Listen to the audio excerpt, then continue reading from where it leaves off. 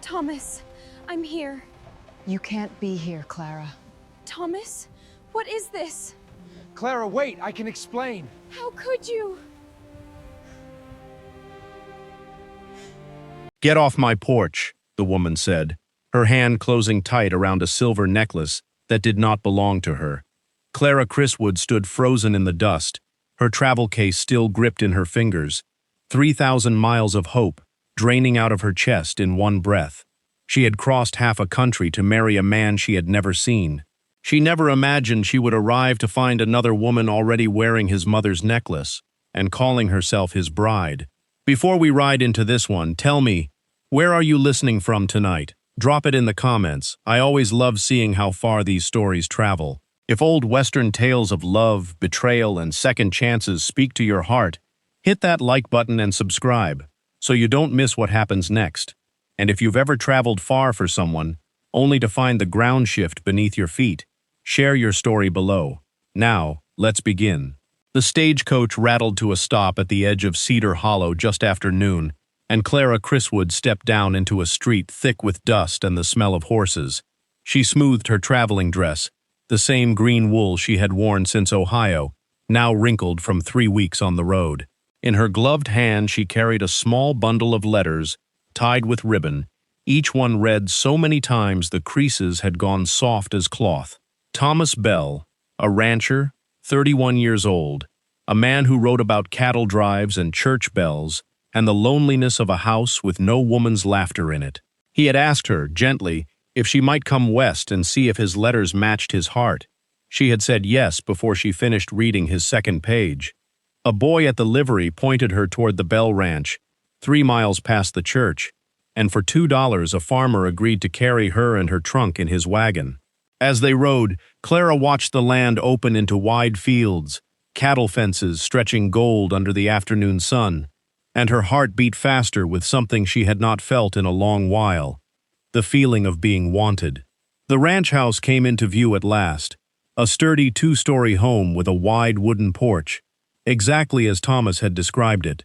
Smoke rose from the chimney, a dog barked once and went quiet.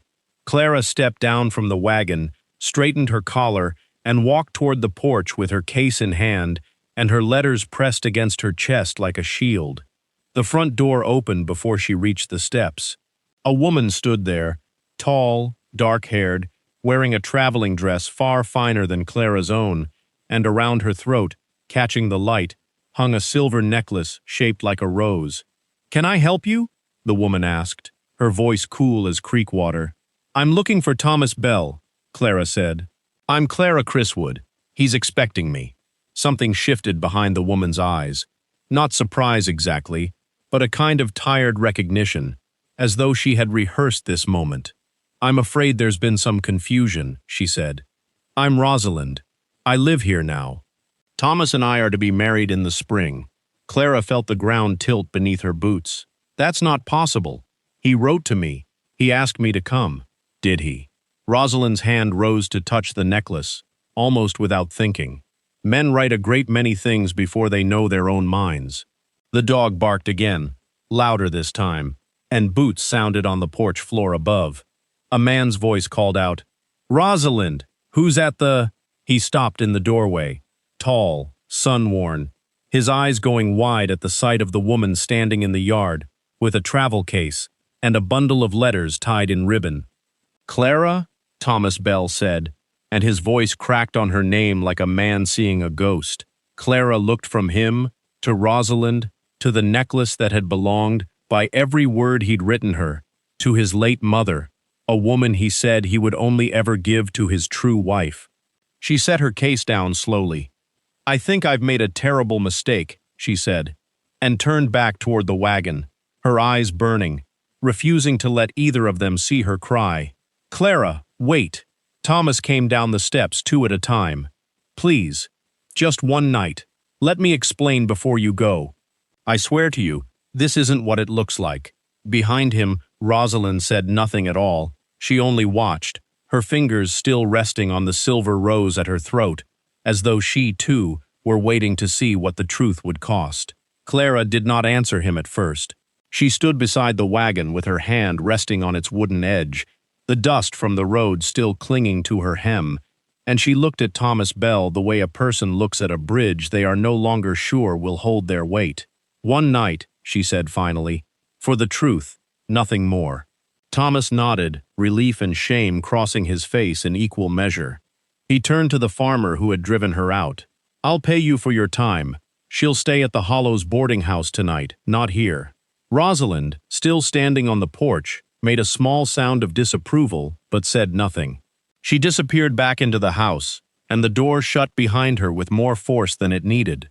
Thomas walked Clara to a bench beneath the porch's shade, and there, with his hat turned over in his hands, he told her what he knew.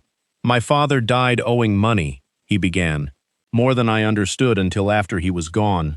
A land agent named Silas Groon held the paper on part of our water rights, the creek that feeds our southern fields.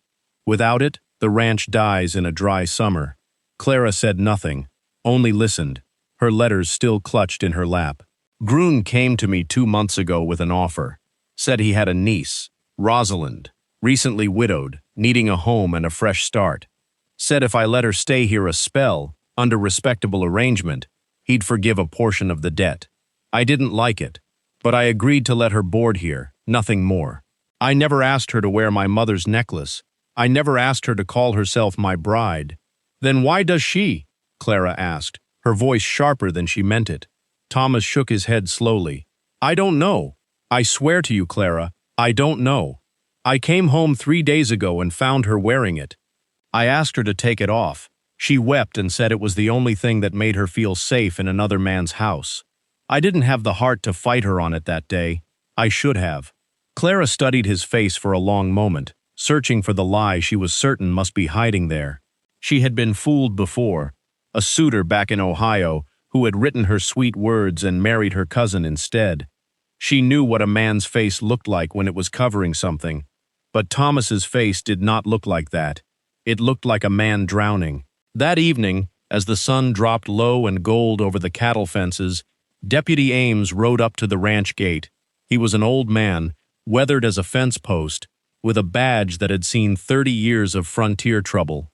"Thomas," he said, tipping his hat to Clara before continuing, "I heard you had a visitor arrive. And I heard Silas Groon's been asking around town about your land deed again. Thought you ought to know before he comes calling himself." "What does he want now?" Thomas asked, his jaw tightening. Ames reached into his coat and withdrew a folded, yellowed letter, its edges soft with age. "Found this going through my late brother's things.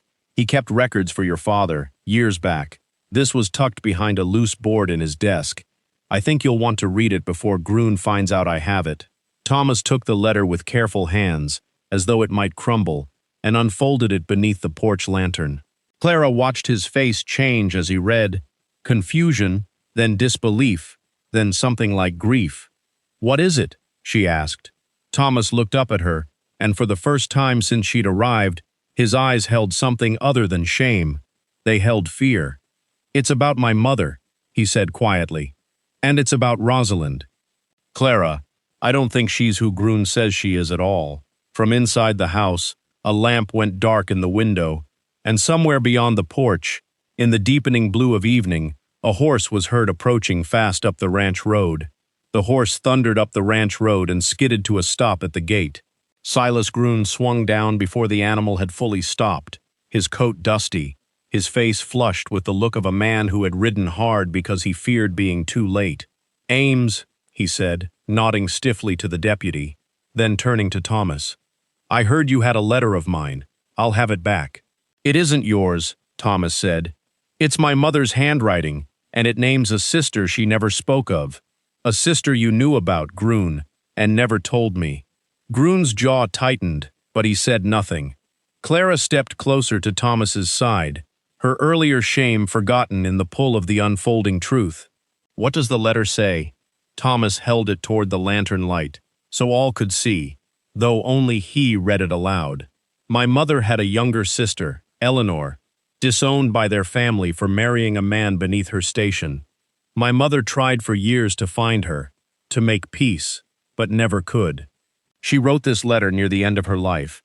asking that if Eleanor's kin were ever found, they be given a fair share of the ranch, not as strangers but as family. The porch door creaked. Rosalind stood in the doorway, pale, the necklace catching lantern light at her throat. "Eleanor was my grandmother," she said quietly. "I never knew her either. She died before I was born. My mother always said we had kin out west who wanted nothing to do with us." Her eyes moved to Groon. "You told me marrying Thomas was the only way I'd ever see what was owed to my family. You told me there was no other path." "There wasn't," Groon said, though his voice had lost its edge. "Not one that didn't cost me the water rights I'm owed." Deputy Ames stepped forward, his hand resting easy near his belt, not threatening, only certain.